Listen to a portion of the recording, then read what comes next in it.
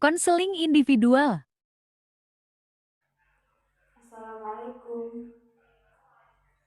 Iya, waalaikumsalam. Mari silakan duduk, Pak. Oke. Bagaimana kabarnya hari ini, Pak? Ya, masih begitu-begitu saja, Bu. Oh ya, sebelumnya Mbaknya namanya Zahra Aulia ya. Saya panggilnya siapa nih? Biar kita bisa lebih enak. Ibu panggil Aulia saja, Bu. Aulia. Maaf, kalau boleh tahu tadi kan saya menanya Mbak kabarnya yang Mbak maksud begini-begini saja tuh bagaimana ya? Saya juga sulit menjelaskannya, Bu. Mungkin orang melihat saya itu baik-baik saja, tapi berbeda dengan yang saya rasakan. Oh, hmm. Terus saya itu merasa seperti berperang dengan pikiran saya sendiri, Bu. Maksudnya apakah Mbak ini sulit untuk memutuskan sesuatu karena fokus diri Mbak itu terganggu ya, seperti itu ya? Oh iya, iya. Jadi kondisi Mbak saat ini itu berada di situasi yang dimana Mbak itu sulit untuk berpikir hingga memutuskan sesuatu itu juga sulit. Walaupun secara fisik itu Mbak sehat, tapi secara psikis itu Mbak merasa sedang tidak baik-baik saja, begitu ya? Oke. Menurut saya sepertinya Mbak ini perlu untuk melakukan sesuatu yang bisa mengurangi bahkan menghilangkan perasaan tersebut secara perlahan. Iya, Bu, saya sangat berharap bisa menjadi nyaman dalam belajar dan beraktivitas kembali. Oke, baik. Jadi gini Mbak, pada intinya itu kan semua itu tergantung kepada Mbak sendiri. Jika Mbak benar-benar serius untuk mengikuti segala sesuatu rangkaiannya dan prosesnya, dan tentunya juga kesediaan dari diri Mbak untuk menceritakan hal-hal apa yang perlu untuk diketahui oleh kami yang sedang Mbak hadapi begitu. Tapi Mbak tenang saja, karena di sini tuh cerita yang sifatnya private di sini akan terjaga ke apa namanya kerahasiaannya. Jadi eh, Mbak bisa lebih leluasa untuk bercerita kepada kami. Baik, Bu. Jadi awalnya tuh saya sama dengan teman-teman saya yang lainnya. Semua itu berawal pada saat saya mulai kuliah di semester 3. Oh iya, saya lupa. Saya itu merupakan salah satu mahasiswi di perguruan tinggi di Samarinda.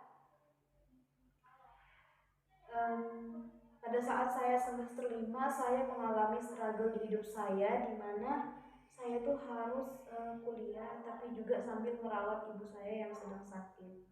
Dan dunia saya itu merasa terbagi sebab saya punya saudara tapi mereka sibuk dengan urusannya masing-masing.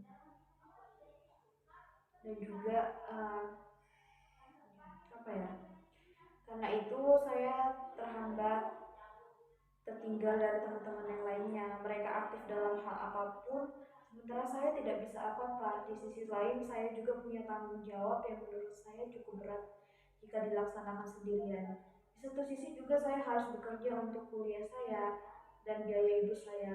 Karena itulah yang membuat saya berpikir dunia itu kejam sekali. Saya yang dulunya ceria menjadi pemurung, selalu merasa khawatir akan hari esok, tidak suka bergaul lagi hingga sekarang. Tapi saya beruntung punya seorang teman yang masih menyemangati saya terus hingga merekomendasikan ibu kepada saya. Oke, baik. Yang saya coba pahami adalah karena faktor internal di keluarga Mbak yang mengakibatkan Mbak Aulia ini merasa tertekan dengan keadaan hingga akhirnya tidak bisa mengontrol pikirannya sendiri. Iya, Bu, saya tuh merasa tidak ada satupun yang bisa membantu saya. Saya merasa sendirian menghadapi keadaan seperti itu. Bisa kan Mbak Aulia ceritakan bagaimana cara Mbak Aulia itu bertahan dengan situasi yang seperti ini dalam waktu yang menurut saya itu cukup lama begitu ya? Bisa diceritain nggak Mbak? Saya selalu berpikir jika saya tidak bisa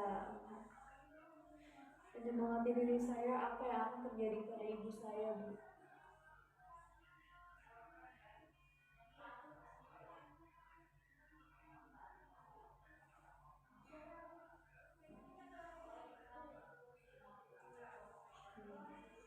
Masya Allah, saya sangat kagum kepada Mbak Aulia ini yang selalu mementingkan orang tuanya. Dan tapi tanpa Mbak Aulia sadar, itu mungkin cara Tuhan untuk merangkul Mbak agar tetap semangat menjalani kehidupan. Bisa jadi hari ini Mbak diuji, tapi kita tidak tahu masa depan kita seperti apa yang sudah Tuhan persiapkan untuk kita di masa depan. Iya Bu, mungkin saya terlalu lemah dalam menjalani kehidupan. Sampai-sampai saya tuh pernah berpikir ingin menunda pendidikan saya atau malah berhenti sekalian. Karena saya rasa tidak sanggup dan juga tertinggal dari teman-teman saya yang lainnya. Dan saya merasa insecure. Mbak, begini, coba dipikir-pikir lagi.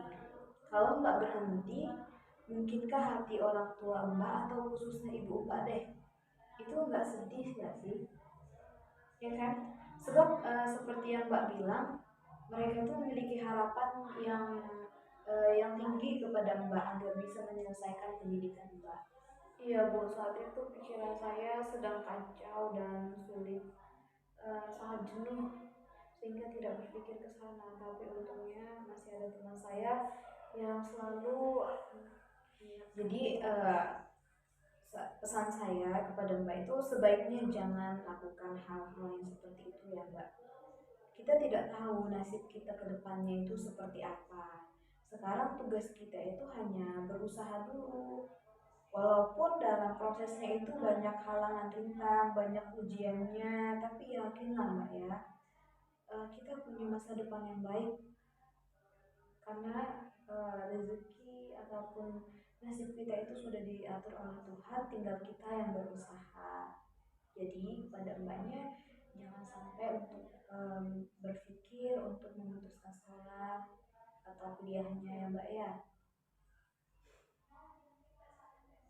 Tapi mbak sadar gak sih, mbak itu hebat loh.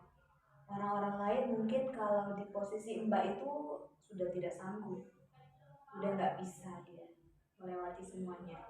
Tapi mbak hebat, mbak bisa melewati itu dengan sendirian walaupun ada beberapa hal yang perlu diselesaikan, misalkan uh, kondisi psikis mbak yang terganggu atas struggle yang mbak alami. Mungkin hanya itu, tapi mbak itu termasuk hebat loh menurut saya. Iya Bu, tapi saya harus bagaimana? Saya ingin keluar dari zona tersebut.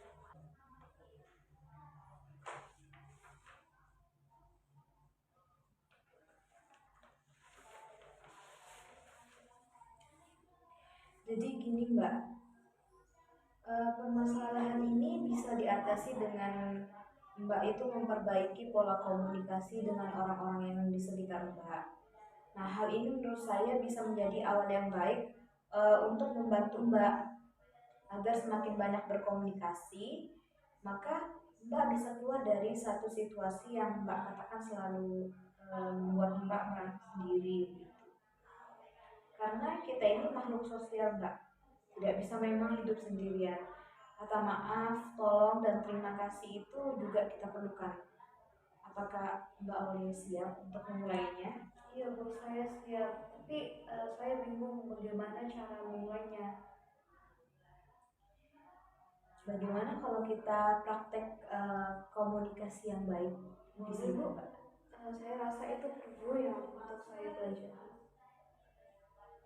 Nah, karena Mbak Aulia ini semangat dan komitmen, kita akan laksanakan pertemuan selanjutnya ya Mbak. Mengingat prakteknya butuh waktu yang cukup, apalagi sekarang sudah pukul 10.00 sesuai kesepakatan kita tadi kan di awal 10.15. Maka eh, sampai di sini dulu pertemuan kita dan kita lanjutkan minggu depan. Saya mohon maaf jika ada kata-kata saya yang menyinggung perasaan Mbak atau yang kurang berkenan. Maka kita tutup pertemuan ini, kita sambung di minggu yang akan datang. Baik Bu, terima kasih banyak. Kalau gitu saya pamit dulu ya Bu. Assalamualaikum. Ya, waalaikumsalam. Sama-sama.